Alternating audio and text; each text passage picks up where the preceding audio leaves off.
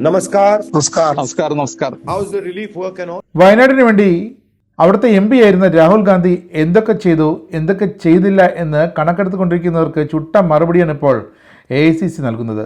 ഉരുൾപൊട്ടലിലുണ്ടായ നാശനഷ്ടങ്ങളിൽ നിന്നും കരകയറുന്ന വയനാടിനെ ചേർത്ത് പിടിക്കുന്ന കാര്യത്തിൽ രാഹുൽ ഗാന്ധിയും പ്രിയങ്ക ഗാന്ധിയുമൊക്കെ മുന്നോട്ട് പോകുകയാണ്. ഇതൊരു വരാനിരിക്കുന്ന ഉപതെരഞ്ഞെടുപ്പ് സ്റ്റണ്ടാണോ എന്ന് ചോദിച്ചാൽ അല്ല. കാരണം രാഹുൽ ഗാന്ധിക്കും പ്രിയങ്ക ഗാന്ധിക്കും അത്തരമൊരു രാഷ്ട്രീയ സ്റ്റണ്ടിന്റെ ആവശ്യം വയനാട്ടിൽ ഇല്ല എന്ന് തന്നെ പറയാം. നാശനഷ്ടങ്ങളിൽ നിന്നും സ്ഥിരമായി കരകയറാൻ ശ്രമിക്കുന്ന വയനാടിന് വേണ്ടി കൈത്താങ്ങാകണമെന്നാണ് ഇപ്പോൾ രാഹുൽ ഗാന്ധിയും പ്രിയങ്ക ഗാന്ധിയും കേരളത്തിലെ കോൺഗ്രസ് നേതാക്കളോട് നിർദ്ദേശം നൽകിയിരിക്കുന്നത്.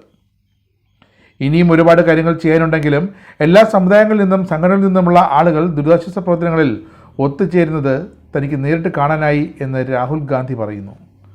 വയനാട്ടിലെ ജനങ്ങൾക്ക് ഏറെ സഹായകമാകുന്ന ഒരു സുപ്രധാന വശമുണ്ട് ടൂറിസം. മഴ മാറിക്കഴിഞ്ഞാൽ പ്രദേശത്തെ വിനോദസഞ്ചാരത്തെ പുനരുജ്ജീവിപ്പിക്കാനും ആളുകളെ സന്ദർശിക്കാൻ പ്രോത്സാഹിപ്പിക്കാനും കൂട്ടായ ശ്രമം കോൺഗ്രസ് നടത്തണമെന്ന് രാഹുൽ ഗാന്ധി ഓൺലൈൻ വഴിയാണ് കേരളത്തിലെ മുതിർന്ന കോൺഗ്രസ് നേതാക്കൾക്ക് നിർദ്ദേശം നൽകിയത്.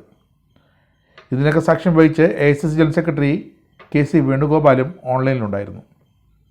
വയനാട്ടിൽ ഒരു പ്രത്യേക പ്രദേശത്താണ് ഉരുൾപൊട്ടലുണ്ടായത്. മുഴുവൻ മേഖലയിലല്ല.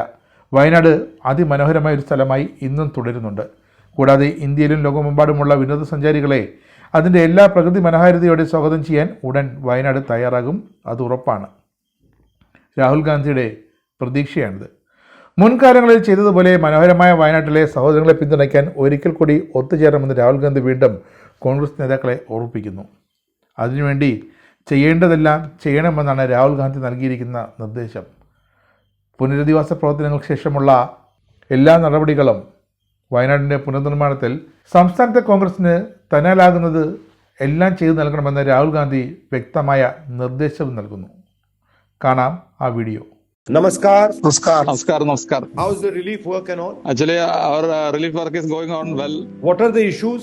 Not only the compensation, people lost their job, washout of agricultural land also, study problem, health and medical aid, mental health, business loss. As far as I know, there are 4 or 5 things that we need to sort of put pressure on. One is poor interdepartmental coordination in relief and rehabilitation. Second is inadequate compensation. Third is the rent issue that I raised. Then many people have lost livelihood, vehicles, you said just now, cardamom plantation, and finally the impact on tourism. Now, on the impact of tourism, we all know that this is a localized issue. This is not pan-Wayanad issue. But the impression outside Wayanad is that the whole of Wayanad is very dangerous. And so we have to dispel this idea and we have to, make people feel that once the rains have stopped, Wayanad is a very safe place and tourism is not affected by this issue because it can damage the brand of Wayanad if people think that that's a very dangerous place. We should take some action on tourism.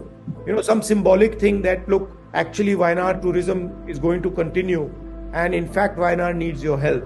We will have a discussion with the state government. Our senior leaders have to listen with it. We need a strict coordination with the state government also for all these things. Okay, love all of you. Thank you. Thank you.